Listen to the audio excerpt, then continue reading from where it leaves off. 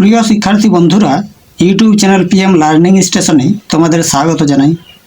আজকের আলোচ্য বিষয় ষষ্ঠ শ্রেণী রায় ও মার্টিন প্রশ্নবিচিত্রা 2026 বইটির দ্বিতীয় পর্যায়ক্রমিক মূল্যায়নের 7 নম্বর school Cooch Behar Rambhola high school HS এর সমস্ত প্রশ্নের উত্তরগুলি নিয়ে।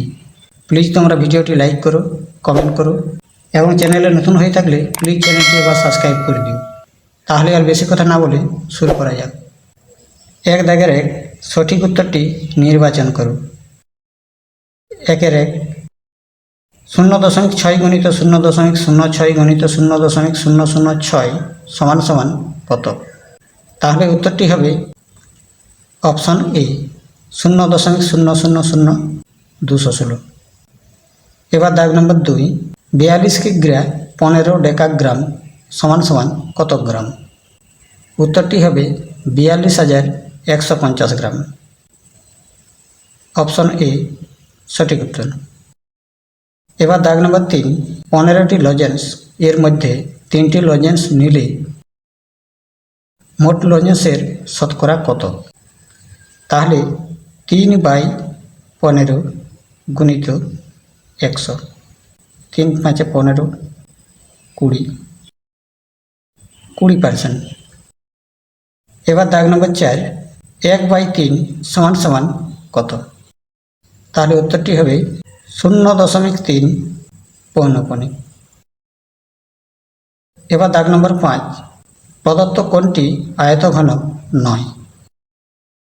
উত্তরটি হবে বল। এবার দাগ নম্বর 6 ক্ষুদ্রতম সংখ্যা যা 15, 20 ও 24 দ্বারা বিভাজ্য। তাহলে 15, 20 ও 24 এর লসাগু করলে হয় 120। এবার দাগ নম্বর 7 একটি তল দিয়ে তৈরি ঘনবস্তু হল বল। এবার দাগ নম্বর 8 নিচের কোনটি ঘনক তৈরি করবে না? তাহলে যার 6টি তল নেই তা থেকে ঘনক তৈরি হবে না। তাহলে উত্তরটি হবে অপশন ডি। এখানে দেখা যাচ্ছে 5টি তল, বাকিগুলিতে রয়েছে 6টি তল। এবার দাগ নম্বর 9 এ বি সি এই 3টি বিন্দু দিয়ে কতগুলি সরলরেখাংশ তৈরি করা যাবে? উত্তরটি হবে 1টি। এবার দাগ নম্বর 10 প্রদত্ত জ্যামিতিক আকারের পরিসীমা কত? তাহলে এর পরিসীমা হবে প্রত্যেক ধারের যোগফল, যোগ করলে হবে 100 সেমি। এবার দাগ নম্বর 2 শূন্যস্থান পূরণ করো। 2 দাগের 1 একটি আয়তক্ষেত্র ও বর্গক্ষেত্রের পরিসীমা সমান। আয়তক্ষেত্রের দৈর্ঘ্য ও প্রস্থ যথাক্রমে 12 সেমি ও 4 সেমি। তাহলে বর্গক্ষেত্রের ক্ষেত্রফল কত বর্গ সেমি? তাহলে পরিসীমা করলে হয় 2 × 12 + 4 সমান সমান 2 × 16 সমান 32। এবার যেহেতু বর্গক্ষেত্র ও আয়তক্ষেত্রের পরিসীমা সমান, তাই বর্গক্ষেত্রের প্রতিটি বাহুর দৈর্ঘ্য হবে 32/4 সমান 8 সেমি। তাহলে বর্গক্ষেত্রের ক্ষেত্রফল হবে 8 × 8 64 বর্গ সেমি। এবার দাগ নম্বর 2 2000 টাকার 5% সমান কত টাকা? তাহলে উত্তরটি হবে 2000 গুণিত 5/100, 0 কেটে গেল, 5 × 20 100। এবার দাগ নম্বর 3 একটি নিরেট অর্ধগোলকের কটি তল? উত্তরটি হবে 2টি তল। এবার দাগ নম্বর 4 13 সংখ্যাটির টালি মার্ক করো। তাহলে 1 2 3 4 5, 1 2 3 4 5 10 11 12 13। এবার দাগ নম্বর 5 একটি আয়তঘনের কটি শীর্ষবিন্দু থাকে? তাহলে শীর্ষবিন্দু হবে 8টি।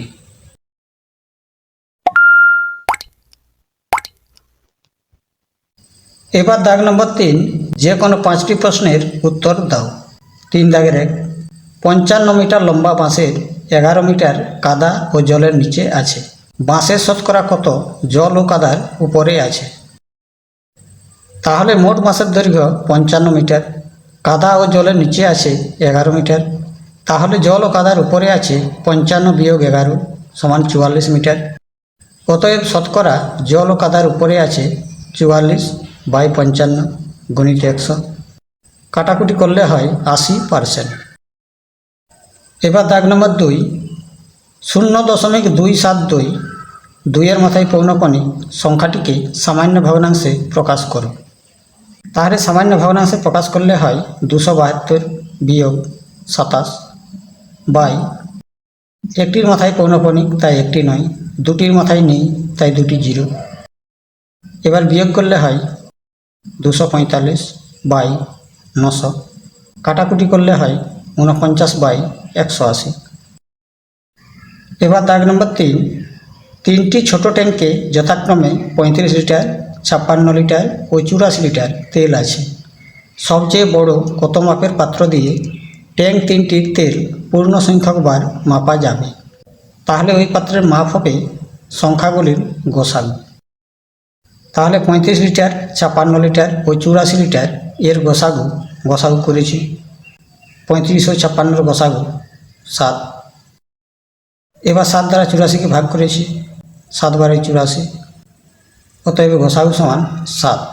তাই লিখলাম অতএব 7 লিটার মাপের পাত্র দিয়ে 3টি ট্যাঙ্কের তেল পূর্ণ সংখ্যক বার মাপা যাবে। এবার দাগ নম্বর 4, সংখ্যা রেখা তৈরি করে নিচের সংখ্যাগুলি সংখ্যা রেখায় দেখাও।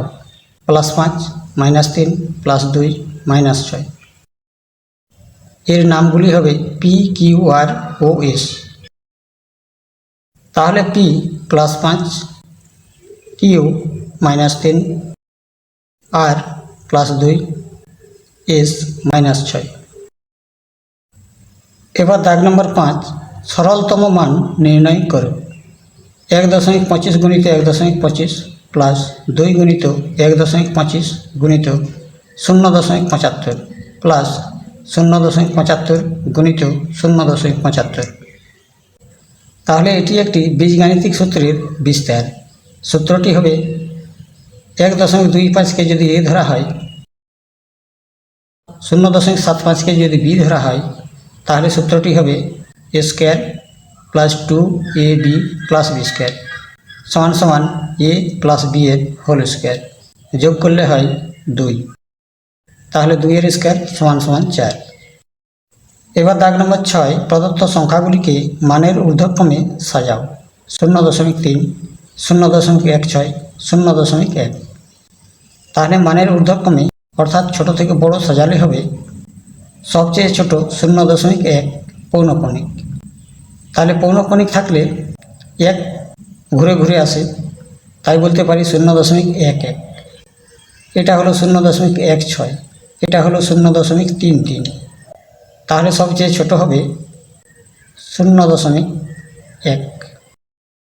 এর থেকে বড় 0.16 পৌনঃপুনিক, সবচেয়ে বড় 0.3 পৌনঃপুনিক।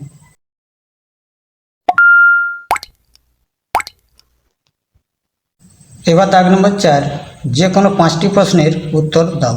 4 দাগের 1, একটি শহরের বর্তমান জনসংখ্যা 26,250 জন।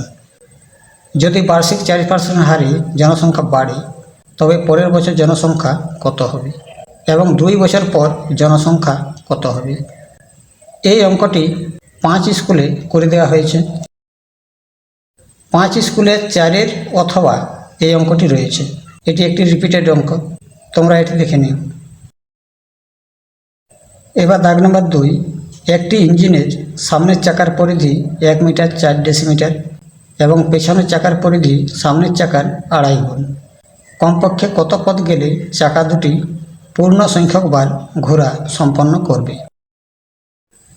তাহলে সামনের চাকার পরিধি 1 মিটার 4 ডেসিমিটার সমান সমান 14 ডেসি এবং পেছনের চাকার পরিধি 14 গুণিত 2.5 সমান 14 গুণিত 5-এর 2 সমান 35 ডেসিমি।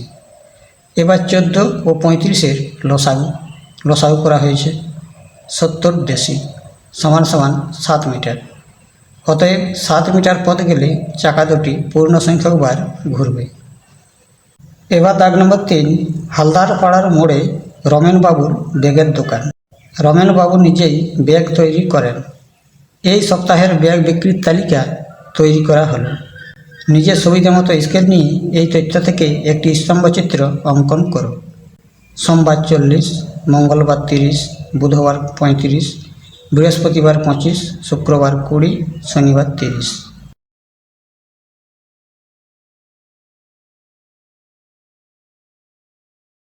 এবার দাগ নম্বর 4, সংখ্যা রেখার সাহায্যে যোগফল নির্ণয় করো। +7 -5।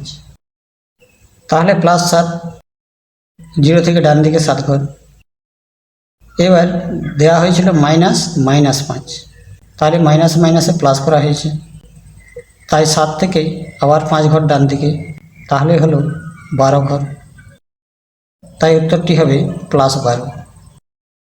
এবার দাগ নম্বর 5, তোমার পরিবারের মাসিক খরচের 4700 টাকা খাওয়ার জন্য ব্যয় হয় এবং অন্যান্য খরচ হয় 5900 টাকা। যদি খাওয়ার খরচ 10% বাড়িয়ে অন্যান্য খরচ 16% কমানো হয়, তবে মোট খরচ বাড়বে না কমবে? এই অঙ্কটিও একটি রিপিটেড অঙ্ক। এটি 5 স্কুলে করে দেওয়া হয়েছে। 5 স্কুলের 4 দাগের 1। এই অঙ্কটা তোমরা দেখে নিও।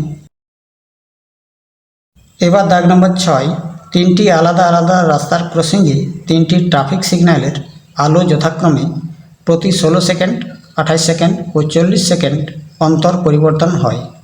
যদি দুপুর 12টায় একসঙ্গে আলোর পরিবর্তন করে, তাহলে আর কখন ওই 3টি ট্রাফিক সিগন্যালের আলো একসঙ্গে পরিবর্তন করবে? তাহলে প্রথমে 16 সেকেন্ড, 28 সেকেন্ড ও 40 সেকেন্ডের লসাগু করা হয়েছে 560 সেকেন্ড, সমান সমান মিনিটে প্রকাশ করলে হয় 9 মিনিট 20 সেকেন্ড। তাই লিখলাম অতএব ট্রাফিক সিগন্যালের আলো একসঙ্গে পরিবর্তন করবে দুপুর 12টা 9 মিনিট 20 সেকেন্ডে। তাহলে এই ছিল আজকের আলোচনা। সবাই সুস্থ থেকো, ভালো থেকো, ধন্যবাদ। Subscribe, please.